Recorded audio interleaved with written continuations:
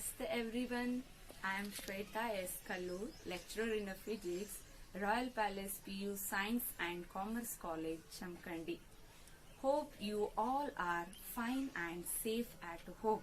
So, for the benefit of your future education, today we are going to start the Google Classroom. So, welcome to all of you for the Google Classroom.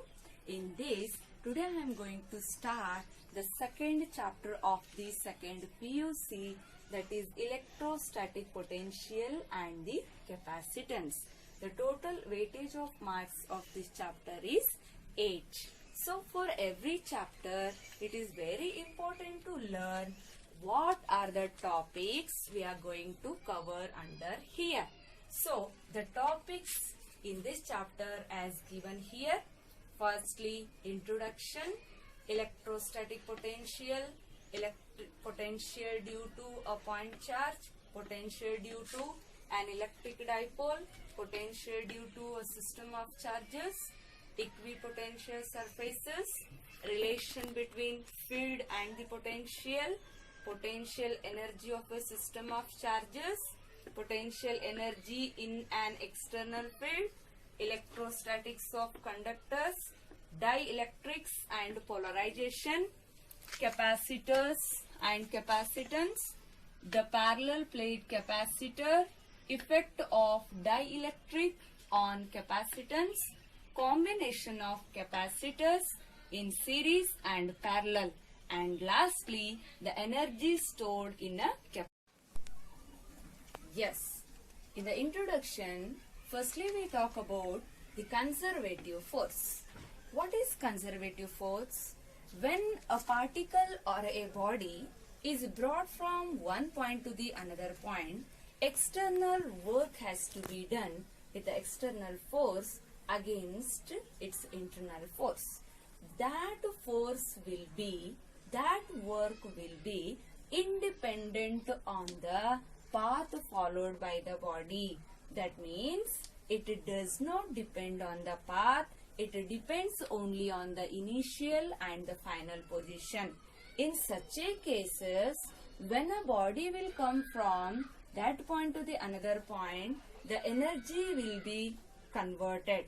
That means if I remove the external force on the body, that body tries to come with the kinetic energy.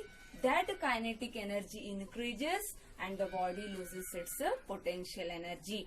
When the total energy of the system, that means the potential energy and the kinetic energy is conserved, such a force is called as the conservative force, right? Then the examples for that are spring force, gravitational force, Coulomb force of charges. Okay? Then firstly we should know what is the Coulomb force. In the first chapter you studied about that. Coulomb force is also a conservative force. How means? If in the place of masses in a gravitational force is replaced by charges, then the Coulomb force of electrostatic exists between the two stationary charges.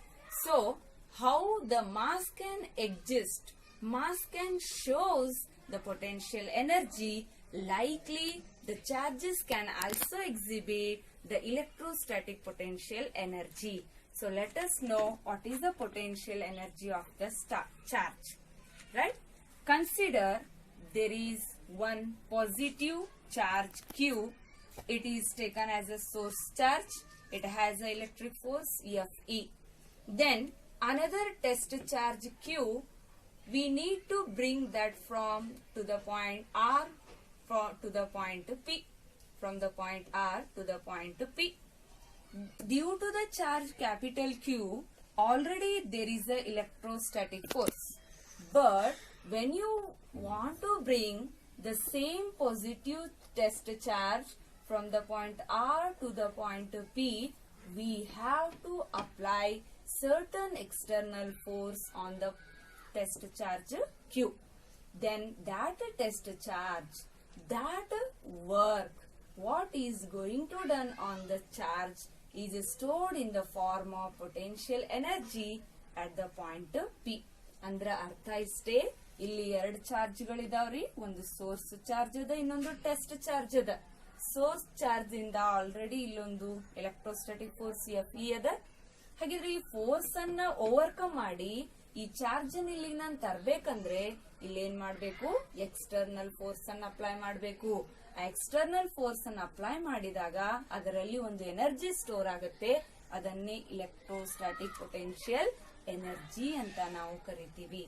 Then the work done to bring the charge from R to the point P can be given by the integration of the external force of difference dr is equal to integration, so that is FE dr. That means it shows that the external force acting on a test charge is equal to negative of the electrostatic force by the charge Q. So this again can give us the potential energy difference. ಅಂದ್ರ ಈ 2 point ನಡುವ ಎಷ್ಟು potential energy difference ಅದ ಅಂತ ನಾವ್ ಇದರಿಂದ ಕಂಡು ಹಿಡಿಬಹುದು. Suppose UP is taken as potential energy at the point P and UR is taken as potential energy at the point R, then the difference between the potential energy at these 2 points can give us the amount of work done to bring a charge from R to the point P. ಅಂದ್ರ ಈ 2 potential ಎನರ್ಜಿಗಳ ನಡುವಿನ difference ಎದಕ್ಕೆ ನ್ಯೂಮೆರಿಕಲಿ equal ಇರ್ತದಂದ್ರ ಅದನ್ನ ತರ್ಲಿಕ್ಕೆ ಎಷ್ಟು ಕೆಲಸ ಮಾಡಿದೀವಲ್ಲ ಆ work ಡನ್ನಿಗೆ ಈಕ್ವಲ್ ಇರುತ್ತೆ. ಹಾಗಿದ್ರ only P and Q points ತಗೋಬೇಕೇನು? No, you can choose any point. That is why in the next step I taken the one point as a infinity and another point is a P. That means I want to bring the charge, test charge from infinity to the point P. Then the work done is given by the potential energy at the point P minus the potential energy at the point infinity. Remember, the potential energy of the charge at infinity is 0. That is why our answer is work done from infinity to the point P is the potential energy at the point P only.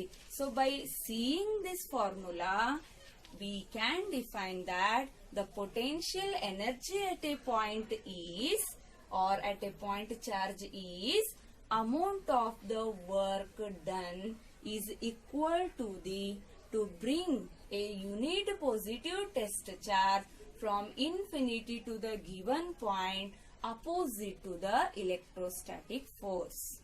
Thank you. Then in the next class we study about what is electrostatic potential and the remaining points. Thank you.